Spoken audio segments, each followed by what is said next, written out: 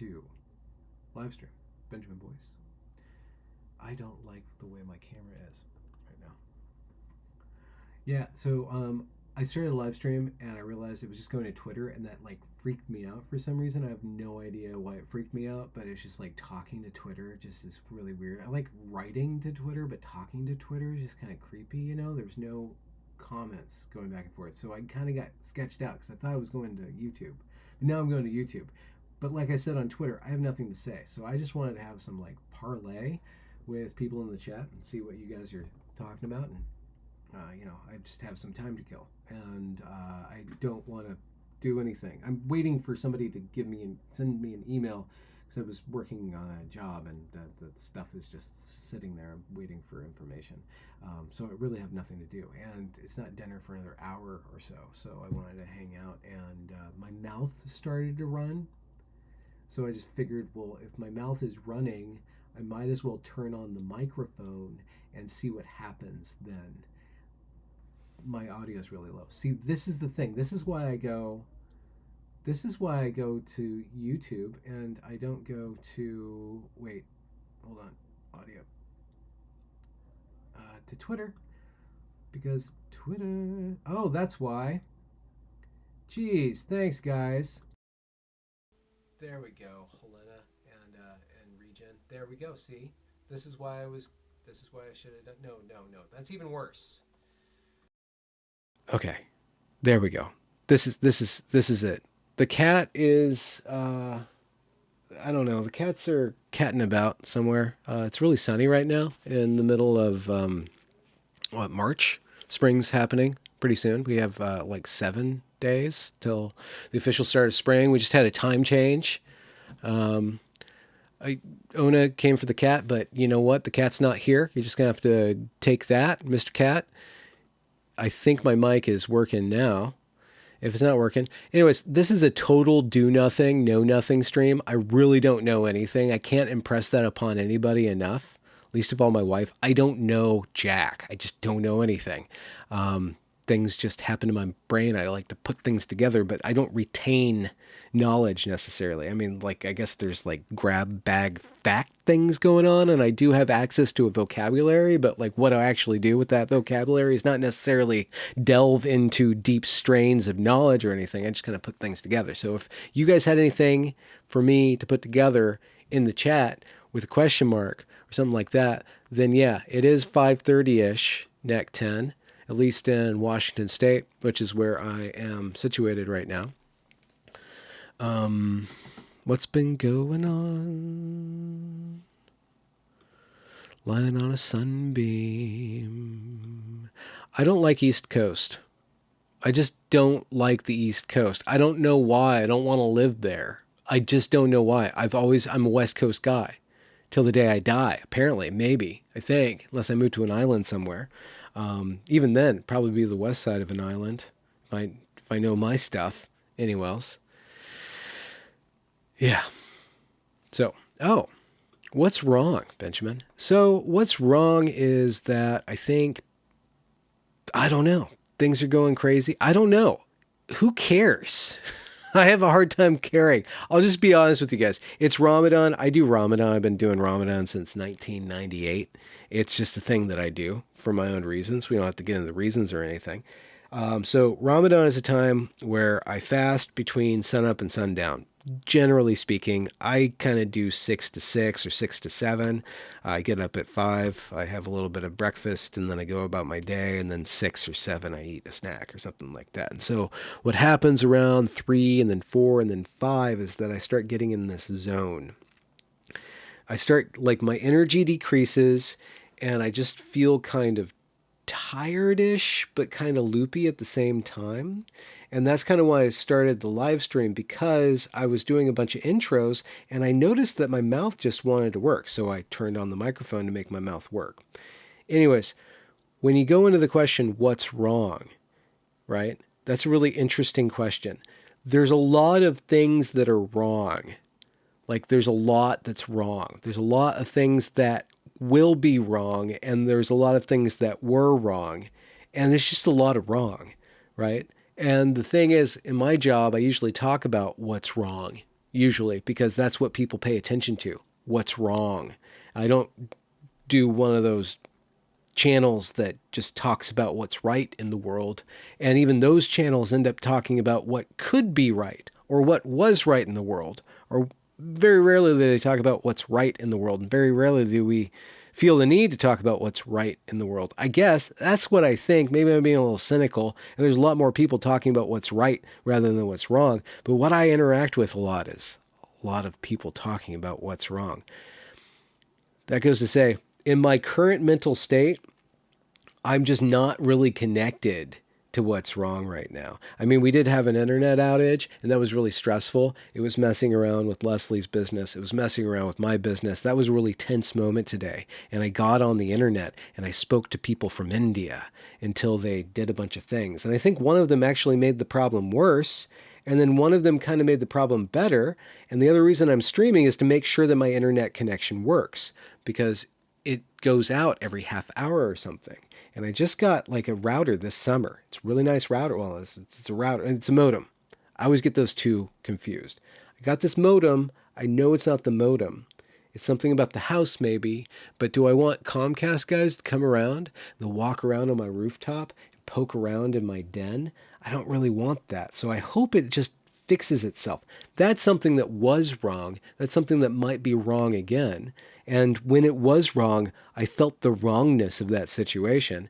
But now that that situation is resolved, I just don't feel much of anything. I'm just kind of floating here. Real Raven 2000 says, fasting is a good choice. Now, it's not something I look forward to, and I'm not going to get into the reasons why I do fasting. It's actually pretty simple why I do fasting or why I do Ramadan.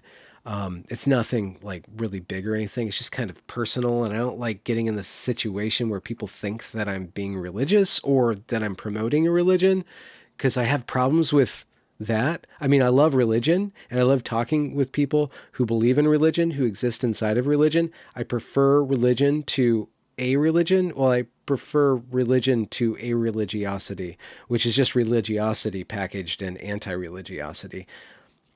I honor the place that religion has in culture and history and in individuals' lives. I have a distinct relationship to religion where it's like I don't even want to talk about it, because people have so many opinions about this thing, and everybody is really tempted to think that they know what's right or what's wrong about religion. And I'm just like, tread lightly. For there ye go, none knoweth but the sage. And who the heck the sage is, I don't know. Even the sage like just knows like that one little aspect of things. But I don't want to say like it's all the same. I'm not saying it's like new agey kind of thing, but religion is kind of like a switchboard. Like if you ever watched one of those old timey or new timey things that set in old timey times, where there's a switchboard in an office and there's all these different ways to patch into these different frequencies and stuff. And religion is kind of like a protocol for connection to self, to other, and to the transcendent. It's just a set of connective principles. That's what I see it as. And I really respect and honor it. I just respect and I honor it. I don't use my belief to interact with that part, but I do use my belief in some sort of general process of divine manifestation to cause me to order my life in a humble way, where I notice that I need to be good. And I need to be good based not on an external force, but because I'm going through the process of becoming good. And being good is one way of becoming good.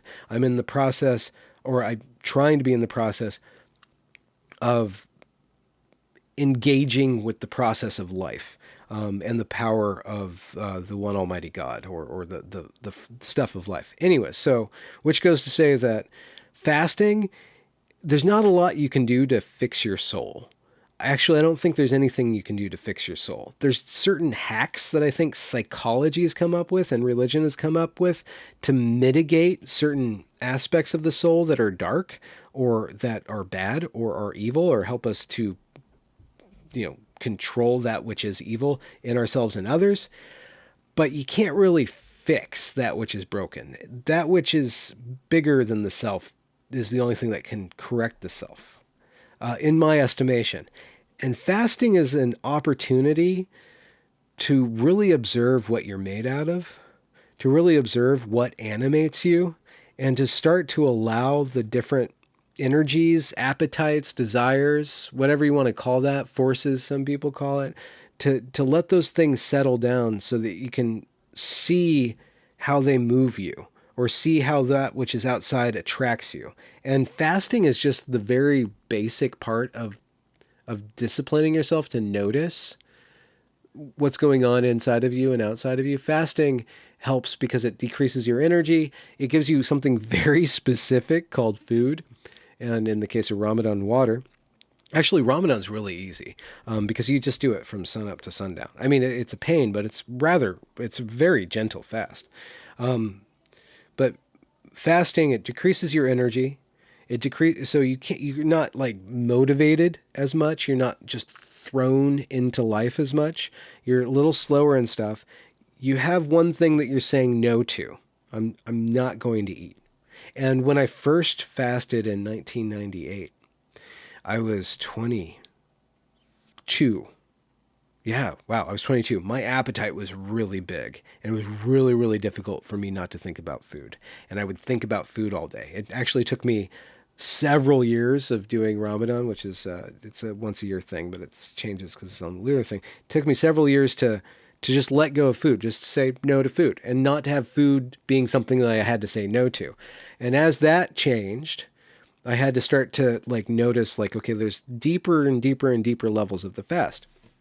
Fasting from gossip, fasting from cussing. That's one thing. I cussed today. I just cussed today. And I as soon as I cussed, I'm like, oh, I should not have said that. I should not be doing that. I just felt a sense of, that's just not appropriate at this time to do. That's something that I should be fasting from, you know? So there's all these different aspects of life that people can call sin, or people think of as dirty, but it's just kind of life. Life is shitty. Life is fucky. You know, life is a bunch of bad words. That's what life is. So I don't find anything necessarily evil in the bad signifiers or in the bad things. It's just those things, they're like hydraulics, and you get on these feedback loops, and you get kind of just running on these things, and those things are running you. Your sex, your sexuality or your libido's running you, your appetite's running you, your ambition's running you. There's all these different things that are running you, and you need to have those things in order to run. That's the fuel on which life runs. Now, some people have cleaner fuel, some people have dirtier fuel, but the point of fasting is to kind of drain the tank a little and become more aware, in the hopes, and this is just hope, and this is just something you surrender, in the hopes that you get a little bit of a boost, or you get a little cheat code, you know? At the end of Ramadan, in my experience, I get a little cheat code. It's been so beautiful, like a little bit of insight, or a little bit of relaxation, or a little bit more patience. Like I just see myself, like I just get a little bit better. I get a little bit of a gift. A little bit of grace, I guess is one way to put it. And that getting a gift like that is not the reason why I do it anyways. I just do it because, well, I asked if I should do it. I prayed, should I do this thing? And it's like, it was very obvious. Why not do this? It's a perfect opportunity to do that. So fasting has a lot of different attributes to it. Spirituality and religion has a lot of attributes to it, or like aspects to it. And the problem is I really like religion. I really like spirituality, but I really kind of don't trust discourse around that, because it has to be based on an internal sense of connection to something that supersedes language. And people have been playing this game of religion so long that there's just all these toys. It's like you walk into a room, you want to have a game, but there's just Legos everywhere. And then everybody like thinks that they know the right thing to put together, or they start to argue about like joists and joints and like, is this a spaceship or is this like a moon rover or something like that? And you're like, well, okay, if you're not even like talking from that place, what you're talking about isn't going to make any sense. So I like exploring religion and spirituality. I really like that, but it's got to be based on an internal sense of I guess, peace, patience, grace, loving kindness, gentleness, good humor.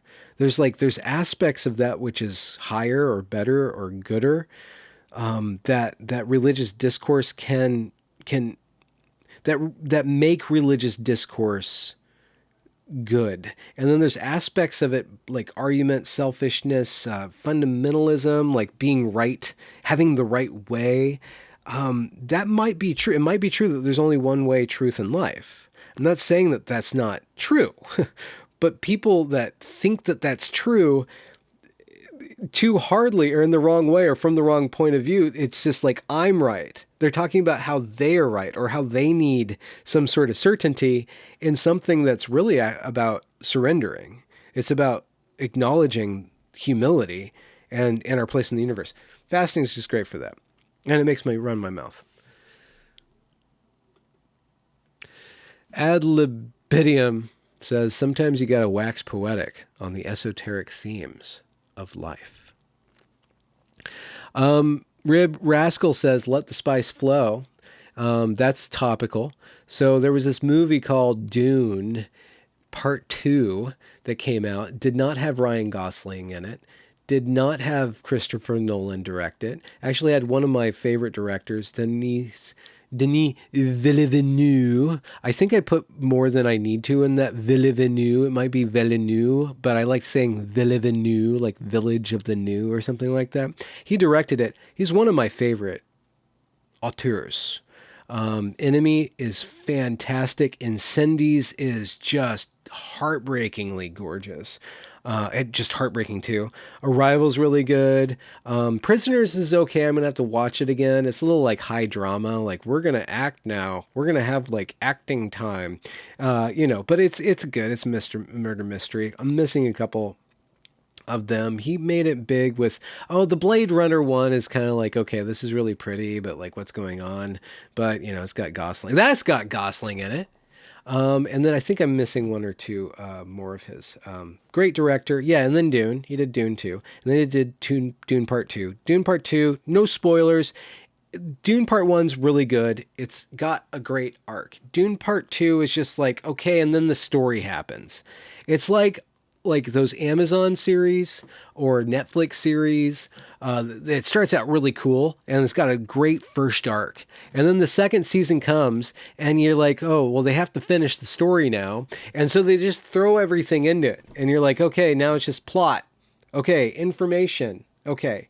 There was this one show called the AO or the OA, the Oval Angel or the Angel Overdrive or something like that. The first season's fantastic. Then the second season is like, holy crap. Stop. Just pick one thing. Stop. And they kept on adding things and adding things and adding things. And everything that they added was just really weak sauce. I'm not saying Dune 2 was bad. I need to watch it again. Why did I get on that? The spice must flow. But I've been getting into board games. Board games are great. They're called cardboard. People say, I got a bunch of cardboard. And people say, gonna bring some cardboard to the table, right? They're like, oh yeah, this piece of cardboard's easy to table. That's what they say. It's like lingo for a board. I'm going to put a board game onto a table and then I'm going to open it up and then I'm going to hope other people are going to come by. There's also solo board games. A lot of board games have a solo mode. I've been getting into board games, a lot of research going on, seeing all the different kinds of board games, learning about ludic theory. I got to learn more about ludic theory. And they're not cheap, and they're really attractive, but you're like, I can't spend thousands of dollars on this hobby. So you buy one and you wait and you're like, oh, what was that about? But then there's these things called the internet or digital video games. So when you're like, you're gonna table that digital cardboard, they got digital cardboard now. And there's this Dune board game that's highly recommended. And I was looking at this Dune board game. So there's this old Dune board game back in whenever days, 70s. And then there was this newer Dune board game that I think came out just before the Dune Part 1 movie, I think, called Dune Imperium. And then they relaunched Dune Imperium with like an upgraded one, like Dune Imperium Uprising. And I'm like, it's been a game that's highly recommended. People really, really like it. But every time I saw the game, it was just like this board with a bunch of boxes and then like a planet. Like not even a whole planet. You don't even get to see a whole planet. It's just like this circle of orange and then a bunch of squares. And you're like, that doesn't look really good. Now, I also have to say that the people that I game with is a 10-year-old, a 12-year-old, and then a woman who's my age, who's a woman, who isn't particularly attracted to like board games, you know, because she's a woman. She's attracted to other things, namely myself. I'm not made out of cardboard, but you can bring me to table on occasion. So I have a limited amount of people that I'm going to play with, like reliably. And Dune looked like really abstract stuff. But I bid it, and I'm like, oh, but they got it digital. So I got it digital, and I've been playing it. I learned it. I've been playing it. It's really good. It's really, the digital implementation is really good. It's got nice sounds to it. I always turn off music from video games. It's got nice sounds to it. It's got nice graphics, but it's about the strategy. It's kind of like a chess, where it's a worker placement deck building game, right? So you put your meeple on a square, and you do that because you have a card. You play a card and you have a deck, and your deck, you buy more cards, and some cards will delete cards and other cards do other things, and you get reputation and you get spice and you get money and you get water, and it all kind of works out. And then you're playing with other people and it's asymmetrical and everybody's kind of got their own abilities, you know, and you're trying to wrestle for relevance, I guess. It's kind of like everything's about victory points or relevance in these games. So the spice must flow. I'm really impressed by the digital implementation of this board game, and I can see bringing it to table, even getting it in cardboard. Not necessarily with my gaming crew right now. I do need to reach out to people in the Seattle area, meet up with guys who are about my level of, board gaming. There's different problems with board gaming. There's just a lot of problems. If it would work, and it's not working, so I apologize. You guys are my test subjects. We working now? We're live? Are we there? Bueller?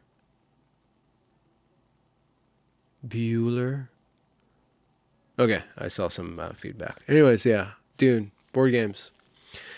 I just lost my flow of mind, my frame of flow. You guys want to hear a song? It's from the Evergreen Musical. Where is it? I want to make sure that people are listening. Are you guys listening? Where's my notes pad? Oh, there it is. You go over here and you go over to desktop 3. Are we there? Okay, here we go. Yeah, my parents bought this leather cap. My parents got retired and they went on journeys, and they went to some place in Greece and bought a leather cap for me. And a purse for my lady. All right. Okay, continue.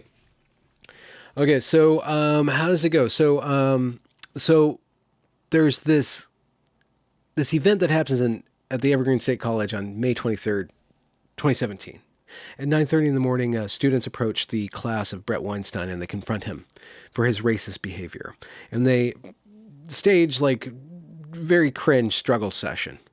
They're itching. They're ambitious, they're stupid, and they need to get something off their chest. They need to put this white man in his place, even though he's Jewish. And they confront him, and I do this whole, it's in the musical. And the first part is up on my channel somewhere, but this is the second part where they go, oh, come on, what's the first thing? It goes, hey ho, hey ho. I can't remember it. Anyway, so this is the second part. So I'm just going to sing this. Okay. It's called Resignstein. And I'm sorry about my voice. I'm going to use some like cartoony voices so I can get away with my voice. So it goes, Einstein, all you do is spout manure, telling the black folk about the racism they endure. You're just a blunt bloke and know nothing of their suffering. It's no joke, so we demand your firing. Resignstein.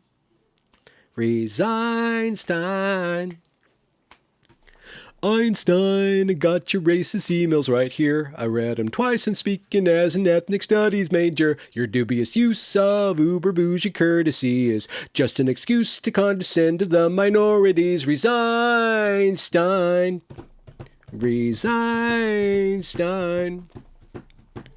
Einstein, don't you know that words like phenotype are problematic because they paved the way to genocide? It's pure abuse for you to refuse to use a trigger warning before you spew your Nazi crap this early in the morning. And then it changes like this. And the labor you are forcing all of us to be performing by endorsing in your courses ideas come from racist sources, so that we must spend our energy protesting you when you should be agreeing with us already, but still you stand there arguing.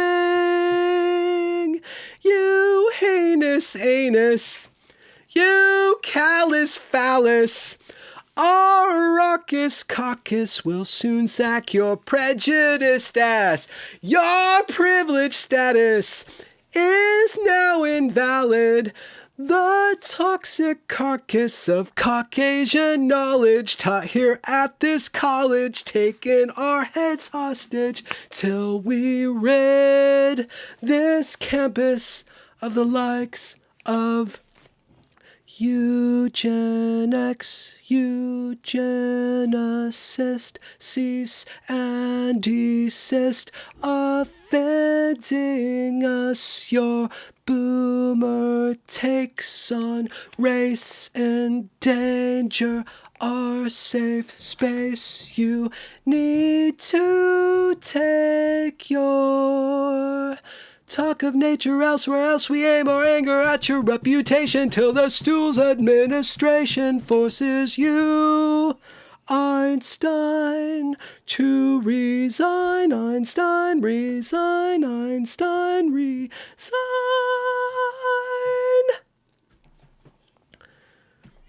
Yeah, I know. It's really cringe, isn't it? Here we go. I'm sorry about that. Super cringe, but you have to understand, it's the cringiest protest, so I'm allowed to have a cringe song about the cringiest protest. I know my singing's wrong. I know the wordplay is freaking fantabulous, and it's also a part of a whole arc where it gets up to that point, so I just dropped you guys in the middle of this crescendoing frenzy of cringeology. So, please forgive me. Thank you for indulging me. Jennifer Molsky says, wasn't that what your channel was originally around? Yeah, it sprang from my, I'm sorry, the boys decided to do dishes right when I was recording, and I asked them to be quiet too often, so we just have to suffer through the banging on the walls. Yeah, so I started this, my channel took off. I actually had some really cringe poetry on the channel. It's all private now. Actually, you could probably find some of my cringe poetry, broetry. This channel started off by me talking about the events of the Evergreen State College because I was on campus when it happened, and I started speaking to it, and then I got all the emails, and then I got all the footage, and then I got a bunch of interviews, and then like the whole thing happened where I had all of the documents, and then a bunch of people were like, can I look at your video footage? And I'm like, but I put it all together, and then I put it all into a stream, a show, like a 24-part documentary that Leslie wants to stream with me and have a big old watch party, maybe in May. So I need to get to work to that. That's something I could be working on, re-editing that whole huge project for a re-release. 7-year release. Can you imagine that? 7 whole years. 7 years is a really long time. It's a long time to have a YouTube channel. It's a long time to be a guy who's under 100,000 subs, doesn't even have verified status on YouTube, just flounder out here doing very patient little tiny work, talking to people who most of you haven't heard of, and some of you have. And then when it's somebody that people have heard of, then it's a good time. And when somebody that nobody's heard of before, sometimes that's a good time too. You don't know. You can't base your enjoyment of somebody based on their reputation, at least in the podcast circuit, right? I was the talent scout for this thing called the IDW. The IDW was this harebrained idea called the intellectual dark web. It was the dorkiest, cringiest thing you could possibly imagine, and it had salience. It was selling out stadiums. I shit you not. There was this thing called the intellectual dark web that was selling out stadiums for a very brief moment in time. And the person who was running like the stadium things, he kind of bungled the whole project and it tanked the whole thing. Like it was all kind of riding on this kind of hazy notion that liberalism isn't dead yet. That no, real liberalism hasn't been tried. We can talk rationally through our differences. We can engage each other in good faith. We can avoid strawmans and erect steel men. And somehow that will all come together and all of our institutions will be saved because of course it's common sense. And there was these blessed group, this little rat pack. Is there a way to call it a rat pack? What's another thing? Like a pod pack. It's a bunch of bros with shows, a pod pack. And they were all like talking to each other online and they were having conversations and they were meeting up in person and people were coming and buying tickets to go listen to these academics talk about free will on stage and how the woke have just gone too far and we could change things because we all understand that this is a bunch of bullshit, right? And it changed nothing. Is that Leslie? No, that's fine. You can have the noise, babe. It changed nothing because all of the institutions were completely saturated and were already collapsing in slow motion around these people. And then the people who were at the forefront of the IDW, they had to make this decision. Well, like, do I want to be with the regime or do I want to be completely cast out? And then this whole thing happened with COVID and the whole thing happened with George Floyd and it was all put into this pressure cooker. But anyways, it tanked before then. How did I start talking about the IDW? It was connected to Evergreen, right? Why am I talking about the IDW?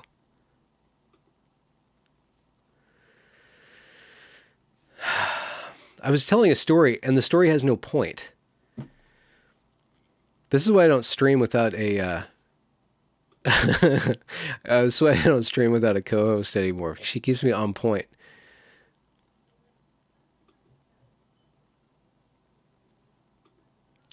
Who's still around? Just plays rerun? Oh, yeah. This guy named Pangburn.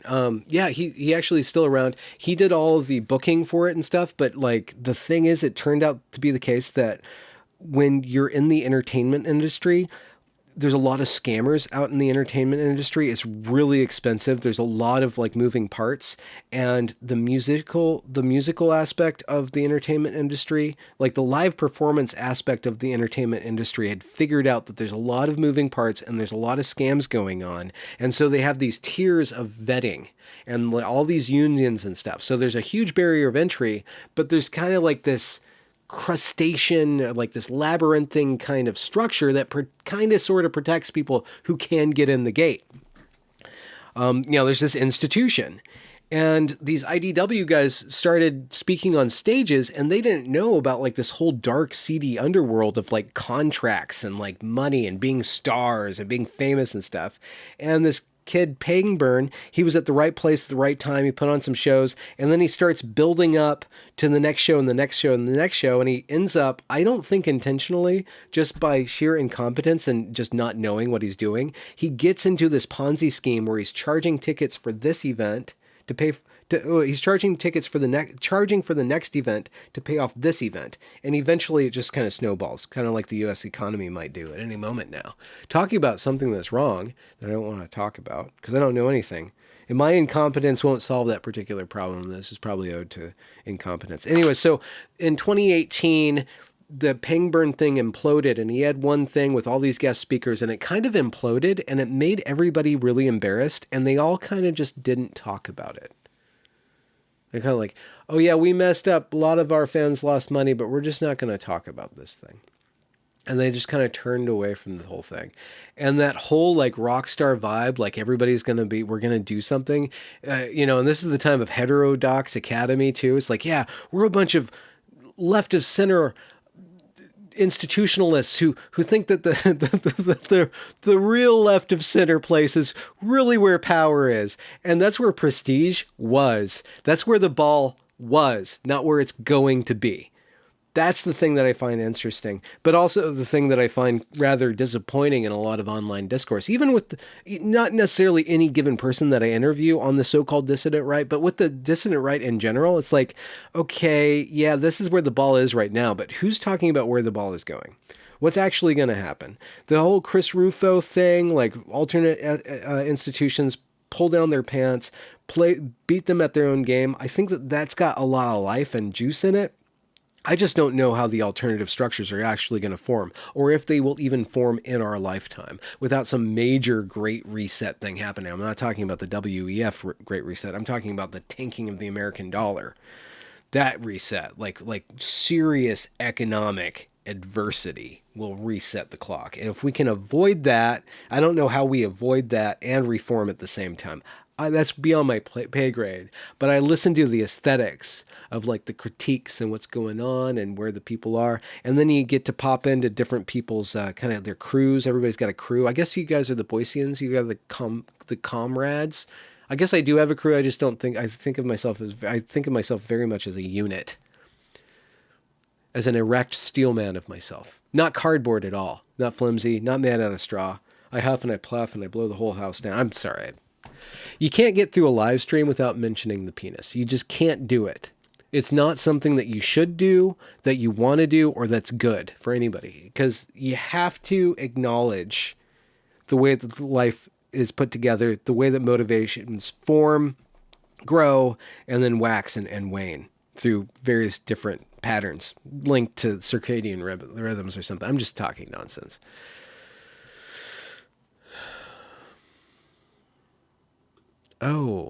Geez. I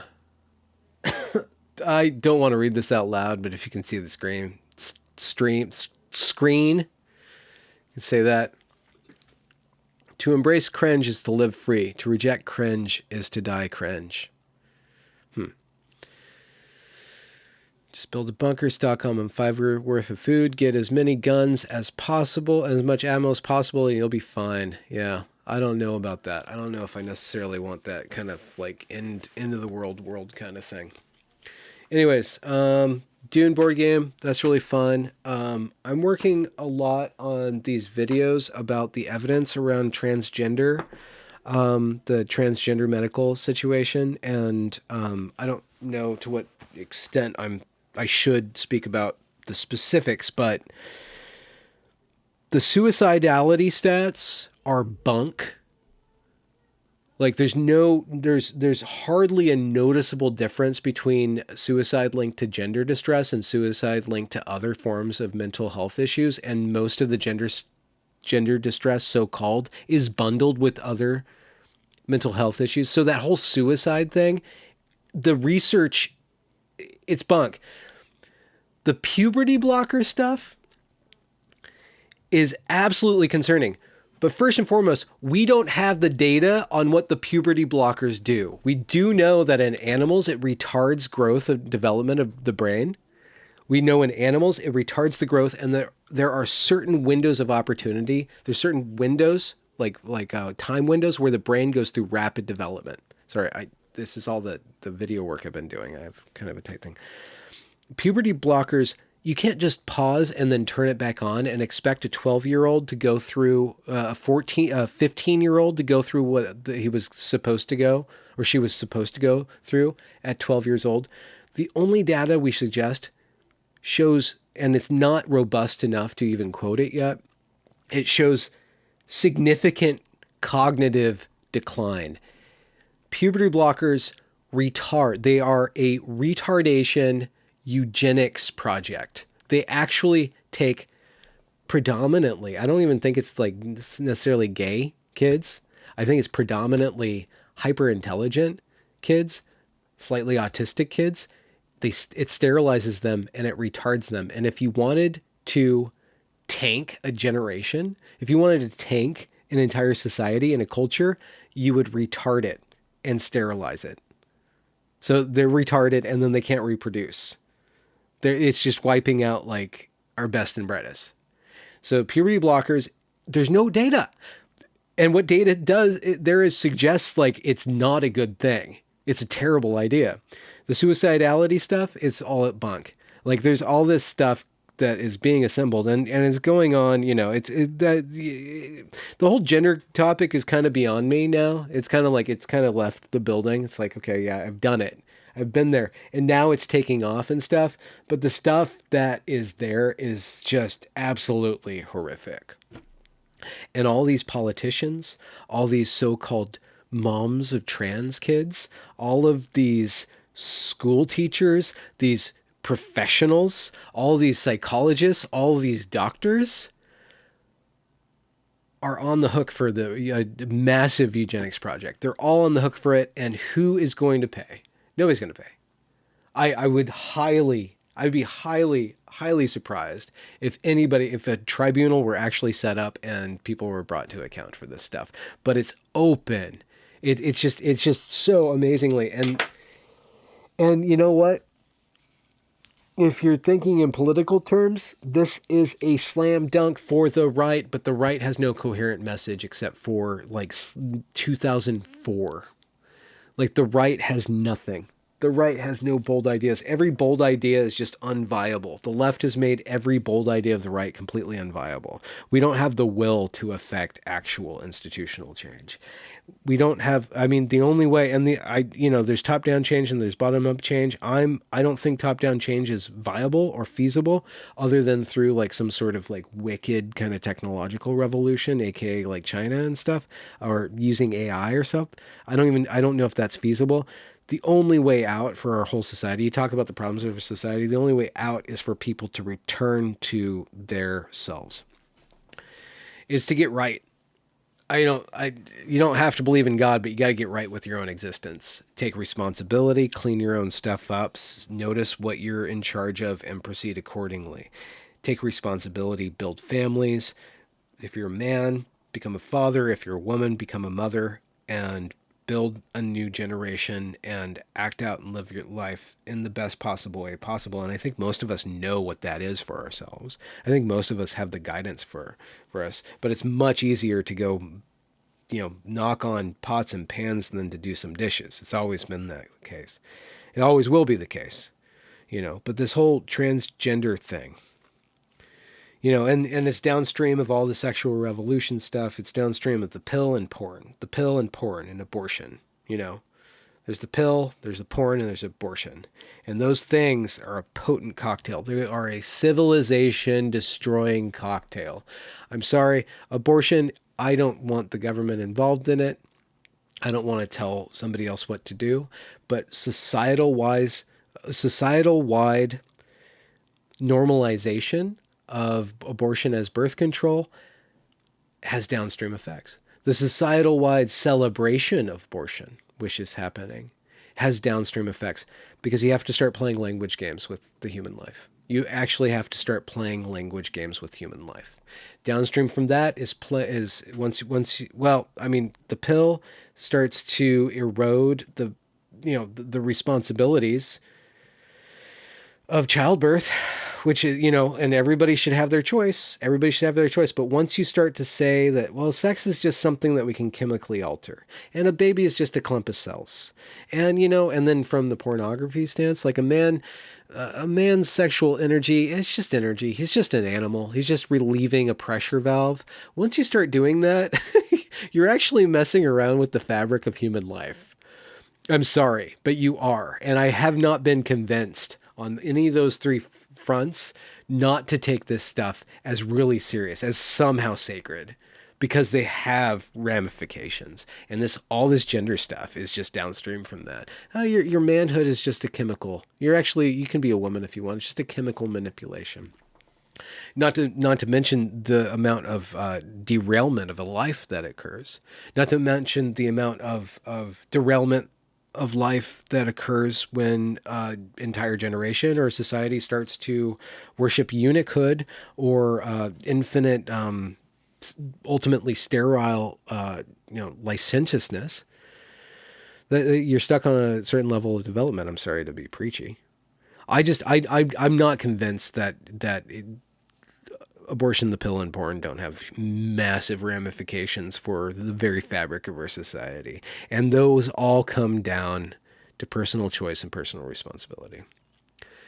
It ultimately comes down to personal choice and personal responsibility and communal values, communal respect, and then actually people working together and valuing the byproduct of sex. I don't think we value the byproduct of sex. You know, I remember when I was growing up as a Gen Xer, as a teenager, like teen pregnancy was just really like, oh no, don't get teen pregnancy, you know, because there wasn't necessarily the, well, I mean, kids shouldn't be loose, you know, that's a lot of responsibility, and that will change your developmental arc if you have a baby like that. But we didn't have the societal structure, you know, the communal infrastructure to support families, to support young couples.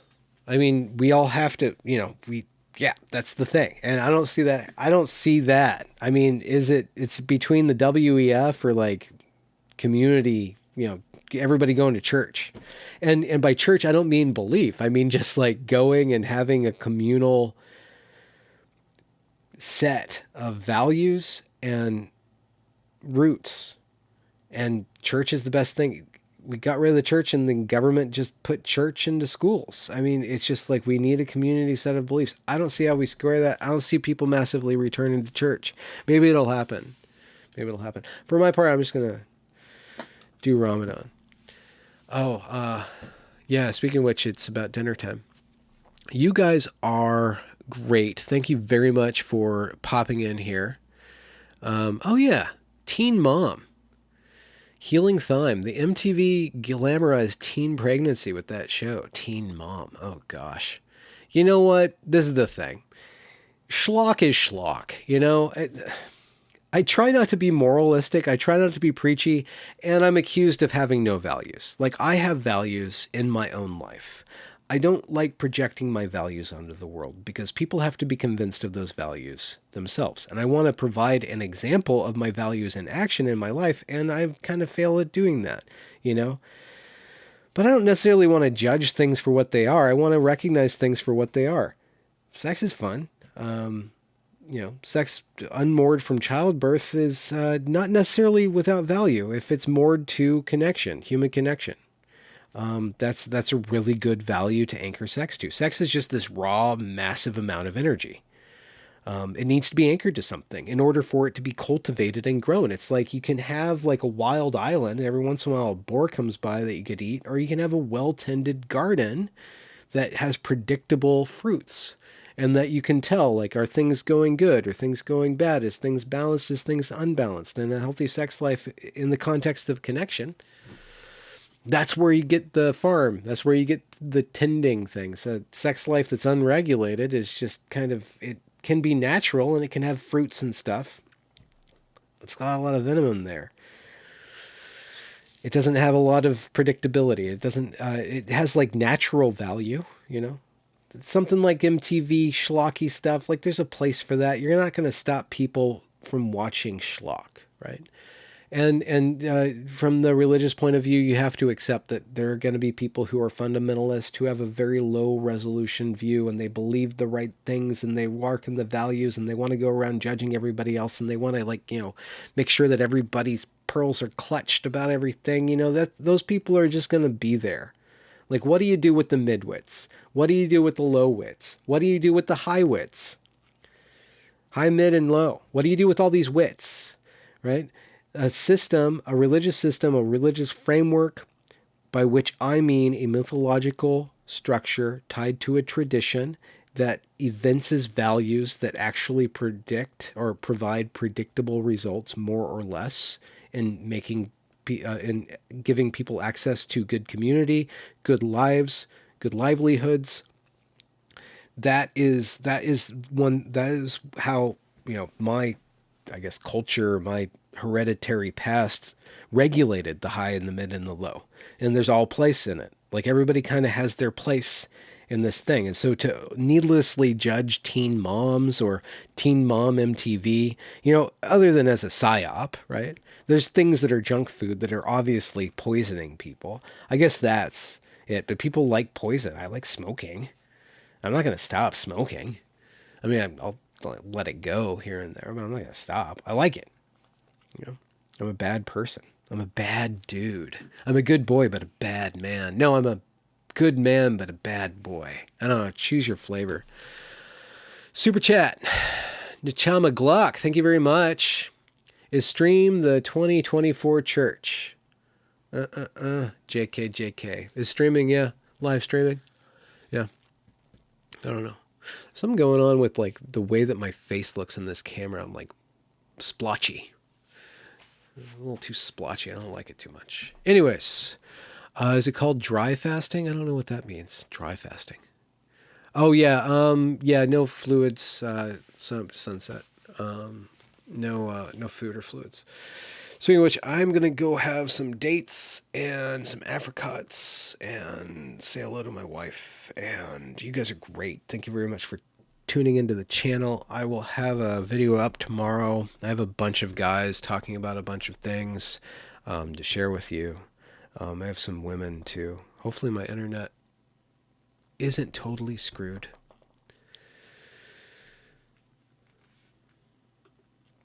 Always thinking on the positive there, Julie. Okay. No, you're right. It's dangerous. It's really dangerous to smoke 2 cigarettes a day. Super dangerous.